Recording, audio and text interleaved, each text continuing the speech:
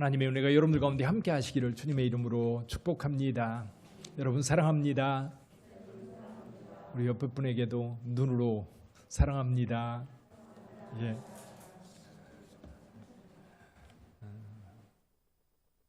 지난주에 사모님 못 뵈서 병난 분 안 계시죠? 예. 아직도 이게 좀 심하게 앓네요. 아직도 건강이 온전치 못한 것 같습니다. 여러분 많이 기도해 주시기를 바랍니다. 우리가 8월 달에 이제 기독교 역사 속의 유명한 인물들을 간단하게 살펴보고 있습니다. 우리가 고대에서 중세로 넘어가는 길목에서 어거스틴이라고 하는 위대한 인물을 살펴봤고요. 중세 한가운데 있었던 클레르보의 버나드에 대해서 살펴봤습니다. 그리고 종교개혁자, 그리고 중세를 마치면서 근세로 넘어가는 길목에 마틴 루터를 살펴봤고요. 오늘은 요한 웨슬레이에 대해서 살펴보려고 합니다. 요한 웨슬레이에 대한 예화가 하나 있습니다. 웨슬레이가 어느 날 꿈을 꿨습니다. 꿈을 꿨는데 그 꿈속에서 지옥을 구경하게 된 거예요. 거기에 구원받지 못하고 죽은 수많은 죄인들이 우글거리고 있었습니다. 근데 한 가지 궁금한 게 생겼어요. 여기에 과연 메도디스트, 감리교도들이지요, 웨슬레이를 따르던 감리교도들이 혹시 있을까 해서 자기를 안내하던 그에게 물었습니다. 여기에 감리교도들이 혹시 있습니까? 라고 물었더니 많지요. 그렇게 대답을 하는 거예요. 너무 충격을 받았어요. 그래도 예수 그리스도를 믿고 그 믿음 안에 서 있던 이 메도디스트들은 적어도 여기 오지 않을 거라고 기대를 했었는데 충격을 받은 겁니다. 그래서 다시 물어봤습니다. 그러면 이곳에 침례교도들이나 장로교인, 루터교인, 그리스도의 교회들 있다면 혹시 그곳 출신 성도들도 있나요? 라고 물어봤습니다. 그랬더니 그를 안내하는 그가 말합니다. 그렇습니다. 그들도 여기에 있습니다. 라고 말했던 거예요. 그래서 꿈에서 깨어난 웨슬레이가 지옥에서 보고 들은 일 때문에 크게 상심을 했어요. 너무 낙심이 되는 거예요. 그러다가 며칠 후에 또다시 꿈을 꾸게 되었습니다. 근데 이번에는 천국을 여행하게 된 거예요. 거기에 참 기쁨과 축복 속에 살고 있는 많은 영혼들을 보게 된 겁니다. 거기에 있는 천사에게 물어봤어요. 여기에 혹시 감리교인이 있습니까? 그랬더니 그 천사와 여기는 없습니다. 라고 대답하는 거예요. 이 지옥에서 놀랐던 것보다 더 놀란 거예요. 그래서 똑같이 또 천사에게 물어봤습니다. 그러면 여기에 침례교인은 없습니까? 루터교인은요? 장로교인은요? 그리스도 교인은 없습니까? 아마 그때 성결교회가 있었다면 성결교회도 물어봤을 거예요. 여기 성결교회 성도들은 없나요? 근데 없다는 거예요. 그게 궁금했어요. 그럼 누가 여기 와 있습니까? 라고 물었더니 그 천사 대답하기를 이들은 어린 양의 피로 구속받은 자들입니다. 이게 교파교회가 그들을 구원하는 건 아니지요. 성결교회 교인이기 때문에, 장로교 교인이기 때문에 구원받는 건 아닙니다. 분명히 예수 그리스도를 믿는 믿음 때문에 우리가 구원 얻는다라고 하는 것을 이 예화를 통해서 우리는 알 수 있지요. 그렇습니다. 이렇게 예수를 믿어 하나님의 자녀가 된 자들, 그들을 뭐라고 불러요? 그리스도인이라고 부릅니다. 우리는 기독교인, 그리스도인 이렇게 부르지요. 물론 여기에는 두 가지 의미가 있습니다. 하나는 그리스도에게 속한 자, 그리스도와 함께하는 자라고 한 의미가 있고, 또 한 가지는 뭐냐면 그들의 삶이 다른 거예요. 그리스도를 따르는 자들의 삶이 일반 사람들과 다르니까 저 사람은 그리스도인이야. 우리도 그런 이름으로 불린 적이 있지요. 예수쟁이. 저 사람은 예수쟁이야. 예수쟁이라고 하는 그 의미가 뭐예요? 예수의 말씀대로 사는 사람이고, 예수를 믿는 사람이고, 그리고 일반 사람들과 삶이 다른 거예요. 그래서 그렇게 불렀던 겁니다. 안디옥 교회에서 처음으로 그리스도인이라는 이름이 붙었을 때, 물론 세상 사람이 조롱하는 어조로 그리스도인이라고 불렀습니다.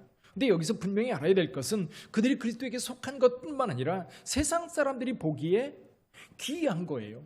행동이 이상한 거예요. 우리가 생각했던 거하고 다른 거예요. 그런데 좋은 행동인 거예요. 칭찬받을 만한 행동인 거예요. 보통 사람들은 그렇게 하지 않아요. 그런데 그 선한 행위를 하는 거예요. 가난한 자들과 함께하고 고통당하는 자들과 함께하고 자기 것을 기꺼이 나누어서 어려운 사람들에게 베풀어주고, 보통 사람들은 욕심부려서 자기 것으로 만들 때 기독교인들은 그러지 않았던 거예요. 나누어주고 베풀어주고 섬기고, 그런 모습이 세상 사람들이 볼 때는 굉장히 특이하고 기이했던 거예요. 그래서 그들을 그리스도인이라 불렀던 겁니다. 근데 오늘 우리는 어떻습니까? 세상 사람들이 오늘 우리에게 교인이라고 말하고 기독교인이라고 말합니다. 폴 틸리는 그렇게 얘기를 해요.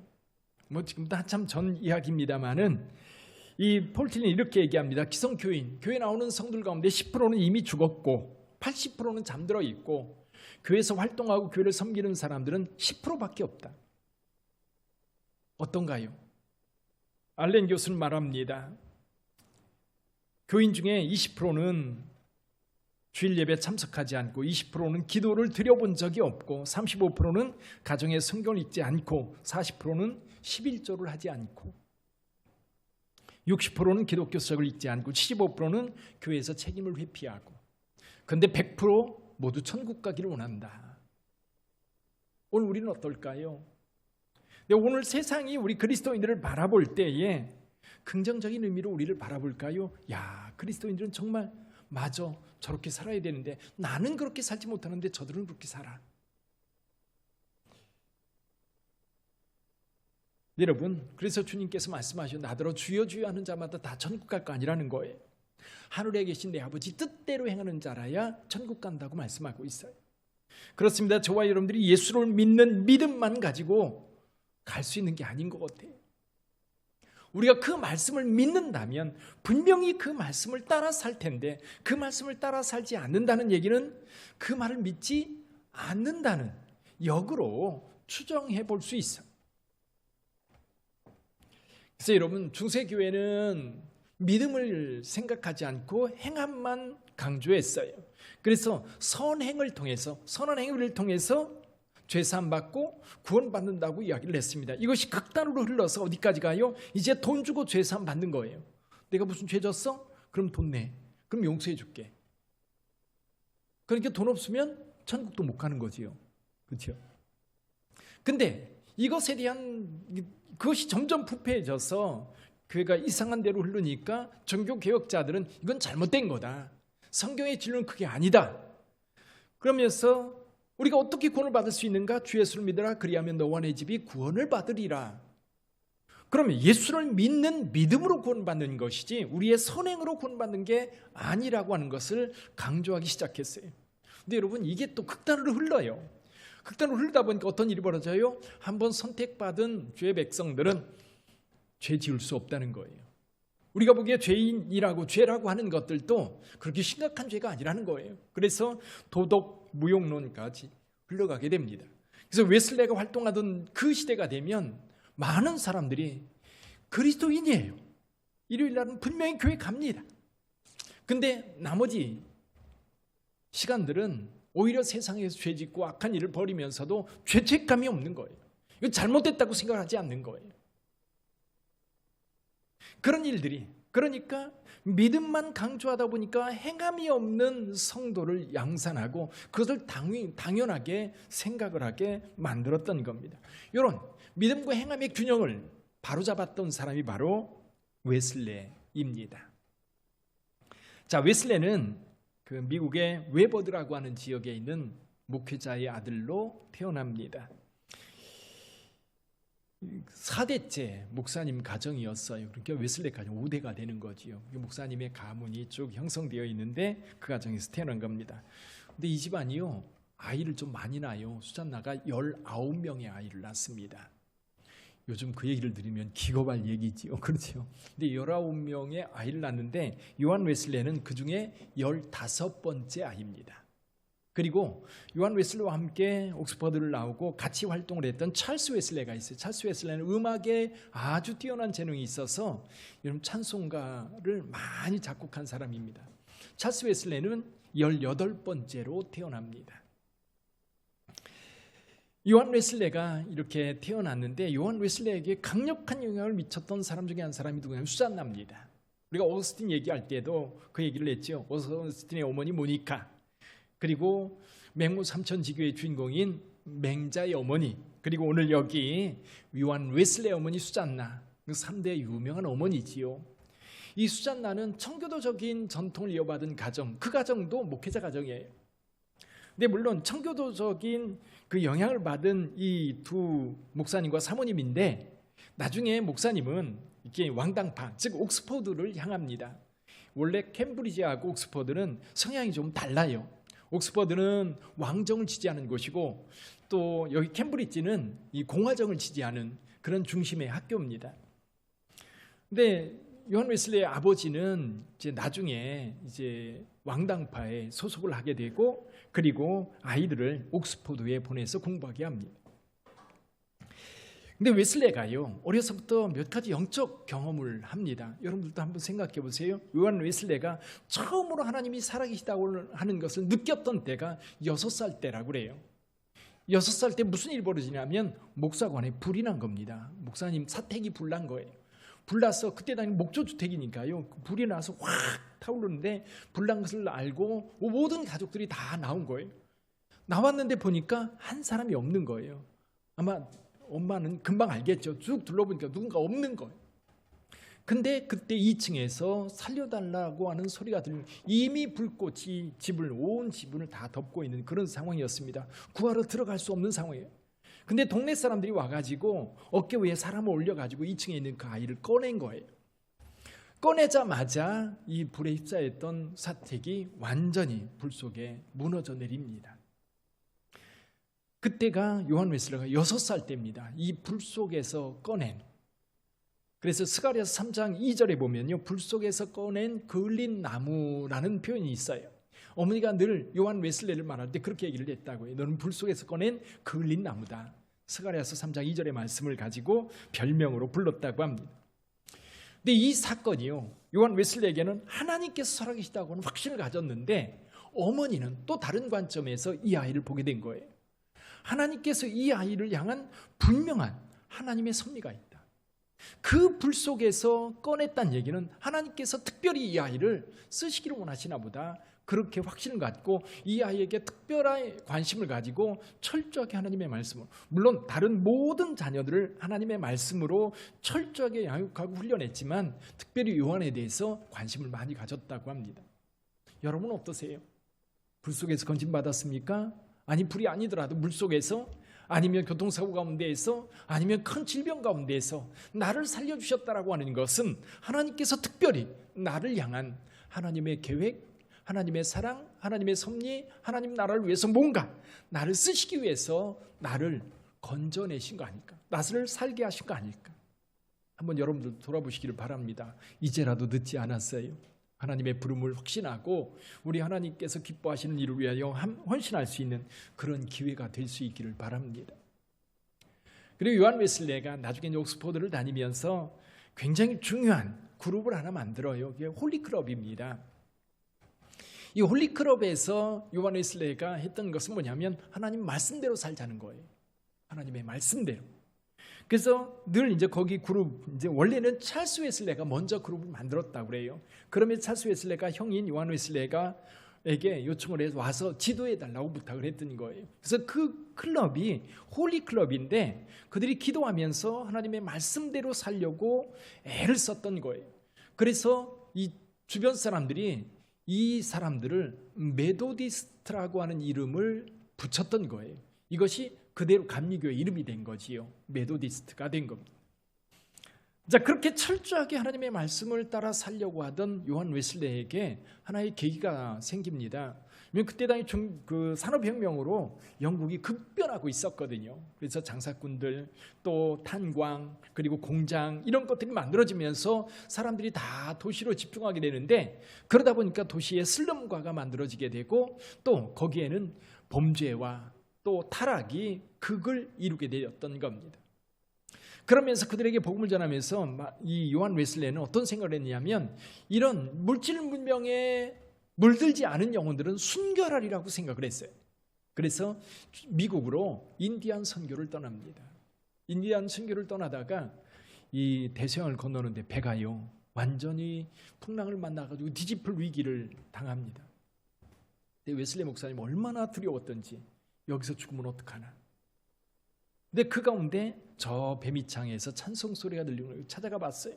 몇몇 사람이 둘러앉아서 찬송을 부르고 있는 거예요. 그 와중에 언제 죽을지 모르는 그 와중에 찬송을 부르고 있는데 너무 의아했어요. 당신은 도대체 누구요? 겁나지 않습니까? 그랬더니 웨슬레를 보면서 하는 얘기가 그겁니다. 왜 겁이 납니까? 왜 두려워합니까? 하나님이 오늘 우리를 부른다면 천국 갈 것이고, 그리고 여기에서 이 풍랑 가운데 건져주신다면 하나님 나라를 위해서 헌신하라는 뜻 아니겠습니까? 웨슬레가 충격을 받아요. 자기는 목사인데 일군의 무리들은 그런 믿음을 가지고 찬송하며 그 풍랑 속에서도 평안을 찾고 있는데 자기는 너무너무 두려워하는 것이 이해가 안 갔던 거죠. 그리고 인디언 선교를 갔는데 그가 발견한 게 뭐냐면 인디언이나 영국 사람들이나 이 영혼들은 부패한 건 또 똑같다라고 하는 것을 발견합니다. 그리고 돌아와요. 실패했어요. 인디언 선교 철저히 실패하고 돌아와서 많은 갈등과 고민하는 가운데 1738년입니다. 5월 24일 여러 가지 고민 때문에 갈등하고 있는데 올더스게이트라고 하는 거리가 있어요. 그 거리를 지나는데 한쪽에서 찬송 소리가 들리는 겁니다. 거기에 빨려 들어가듯이 들어갔어요. 들어갔는데 거기에서 사람들이 찬송을 하며 성경을 읽습니다. 그래서 요한 웨슬리가 그날 일기에 이렇게 씁니다. 1738년 5월 24일 저녁 때 나는 올더스게이트의 한 집회에 참석했는데 어떤 이가 마틴 루터가 쓴 서신서들과 로마서의 서문을 읽는 중에 이상하게도 가슴이 뜨거워지는 것을 느꼈고 예수님만이 구원자이심을 믿고 있음을 느꼈고 예수님이 나의 죄를 사하시고 죄와 사망의 법에서 나를 구속하신다는 확신이 나에게 주어졌다. 성령 받은 거예요. 근데 사실 그때 성공회 영국 국교회에서 이런 성령 체험이라고 하는 거는 거의 나타나지 않는, 거의 이성주의가 지배하던 그런 때이기 때문에 이 체험은 굉장히 특별한 체험이라고 생각을 해요. 근데 이제 나중에 이제 웨슬레를 연구하는 학자들은 그렇게 합니다. 웨슬레가 과연 그때 구원받았을까? 이미 그는 어렸을 때부터 철저하게 믿음 안에서 신앙생활을 훈련했고 신앙 훈련 받았고 신학을 공부했고 목회자가 되었는데 그러면 그전에는 구원받지 못한 건가?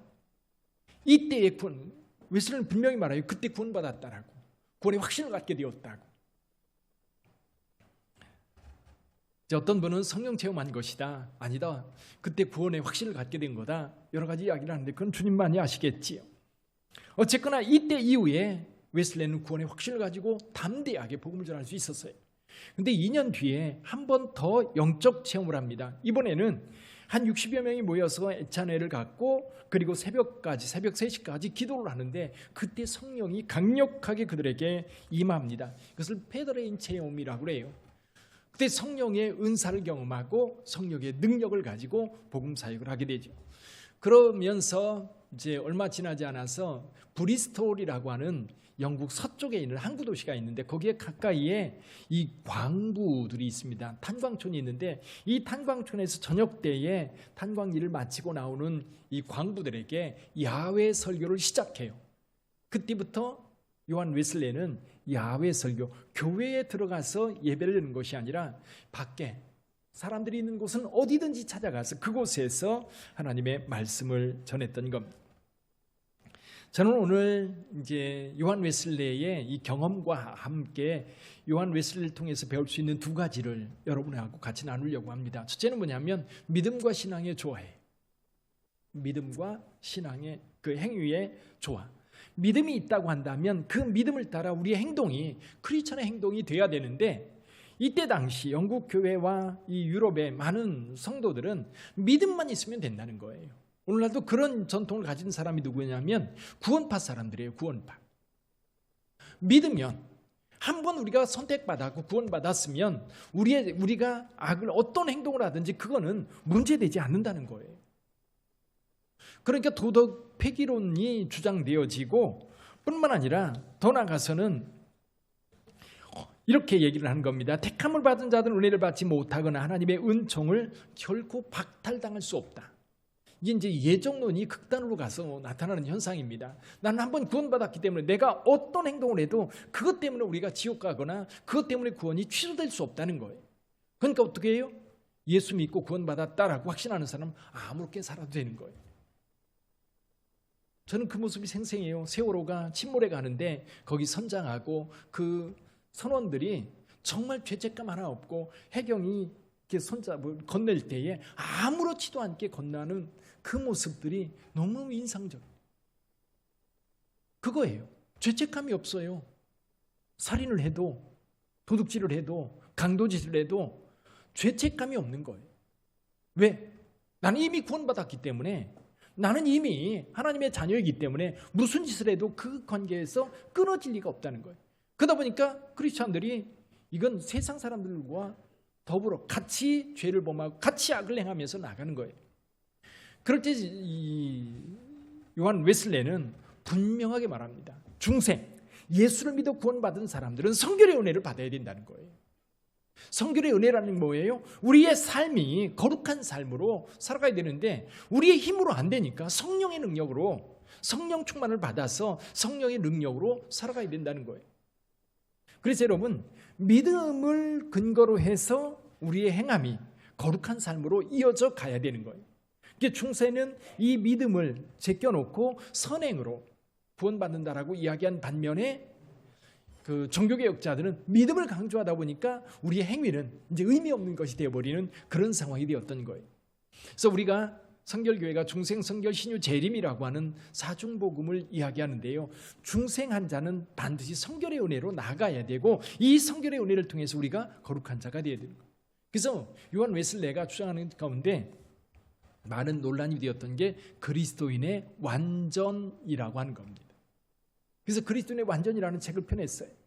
그러니까 다른 신학, 이제 특히 칼빈 신학 쪽에서 굉장히 반발을 했던 겁니다. 어떻게 우리가 완전해질 수 있느냐? 완전한 분은 오직 한 분, 하나님뿐이다. 그러니까 웨슬레는 말합니다.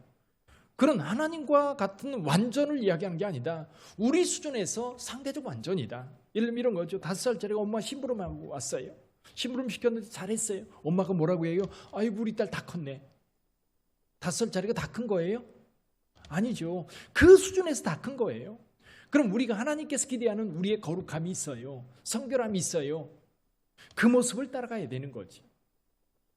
우리 하나님이 기대하는 완전한 것이 하나님 모습처럼 완전한 것이 아니라 우리 수준에서 완전한 모습이 있는 거예요. 기대감이 있잖아요. 교회 안에서도 집사님이라면 그래도 나름대로 기대, 이 정도는 살아야지. 권사님이라면, 장로님이라면, 목사님이라면 여러분의 기대 수준이 있어요. 세상 사람들 마찬가지. 교회 다닌다 그러면 그래도 그 사람 어느 정도 도덕성이 있을 거라고 기대해요. 근데 기대했던 도덕성이 아니라 다른 사람들과 똑같다고 한다면 조롱거리가 되는 거죠. 그런 면에서 보면 요한 웨슬레는 중생한 것으로 끝나는 것이 아니라 성결의 은혜로 나가서 나중에 영화로운 단계로 나가야 되는 거예요. 그 균형을 우리에게 가르쳐 준 거지. 또 한 가지 요한 웨슬레는 가난한 자들, 소외된 자들과 함께 했다는 겁니다. 여러분, 기독교의 위대한 그 영성가들은 모두가 하나님을 향하면서 동시에 그 하나님을 향하는 것이 늘 소외되고 가난한 자들을 향합니다. 다 그래. 여러분, 어거스틴도 마찬가지고 루터도 마찬가지고 보나드도 마찬가지고요. 여기 요한 웨슬레도 마찬가지입니다. 영성이 있고 하나님 앞에 온전한 자들은 늘 그들의 관심을 가난한 자들의. 그때 당시 교회는요, 성공해 교회에 들어가려면 늘 정장을 해야 돼요. 그러다 보니까 교회에 들어가려면 누구만 들어가요? 귀족들, 그리고 나름대로 사회에서 어느 정도 지위를 가지고 있는 사람들, 일반 노동자들 들어가기 어려운 거예요. 그러니까 공장에서 일하는 노동자들, 탄광에서 일하는 광부들, 창녀촌에 있는 그런 사람들은 교회 못 가는 거예요. 그래서 이 요한 웨슬리 이렇게 말합니다. 그들이 교회 나오기 어렵다면 내가 그들에게 가리라. 그래서 브리스톨에서 시작한 야외 예배가 여러분 요한 웨슬리의 특징이었던 겁니다. 그래서 사람들이 모이는 곳이면 어디든지 가는 거예요. 어디든지 가서 그곳에서 복음을 전하는 거예요.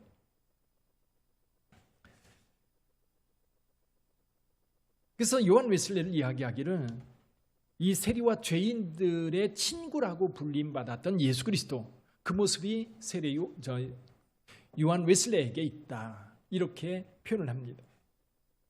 가난하고 병들고 소외된 자들, 그들에게 하나님의 나라의 복음을 전하기 위해서 애썼던 사람이 바로 요한 웨슬레인 거예요.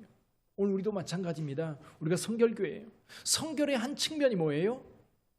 측면이 나의 도움을 필요로 하는 자들에게 내 손을 내미는 것이 성결입니다. 우리가 기도하고 또 늘 말씀 따라 살고 우리가 어떤 결단을 할 때에 하나님의 뜻을 따라 결단해 가고 그리고 도덕적으로도 악한 일, 부정한 일, 더러운 일을 행하지 않고 오히려 하나님의 말씀을 따라 그 길을 가는 것과 아울러서 성결한 삶의 일면이 뭐냐면 여러분 주변에 있는 가난한 자들 또 여러분의 손길을 필요한 자들에게 여러분의 손을 내미는 것이 성결의 한 측면이라고 하는 것.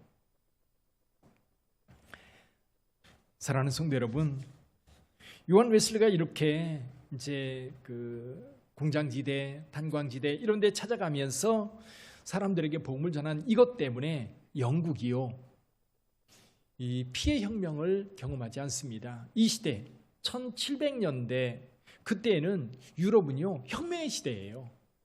1789년에 프랑스 대혁명이 있었고요. 독일 쪽에서 농민혁명이라든 이런 혁명들이 이 유럽 대륙을 뒤덮고 있는 그때에 유일하게 영국에서는 이 피해 혁명이 일어나지 않아요. 이유가 뭐냐면 요한 웨슬레예요. 웨슬레가 이런 그 가난한 자들, 이 노동자들 그런 사람들을 찾아다니면서 직접 그들에게 복음을 전하면서 그들이 예수 믿고 구원받고 새로운 삶을 살게 되었던 겁니다. 오늘 저와 여러분들은 성결교회 성도들입니다. 믿음으로 구원받아서 성결한 삶을 살자고 하는 것이 성결교회예요. 그래서 여러분, 저와 여러분들이 완전한 그리스도인 그 모습을 향해서 끊임없이 노력해야 될지 믿습니다. 성장해 가는 거예요.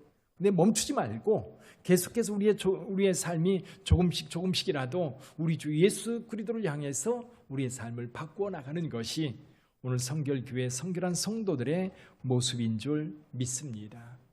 중생 성결 신 제임이라고 하는 사중복음이 여기 요한 웨슬레로부터 나왔거든요. 그 복음이 오늘 우리를 살릴 줄 믿습니다. 기도하겠습니다.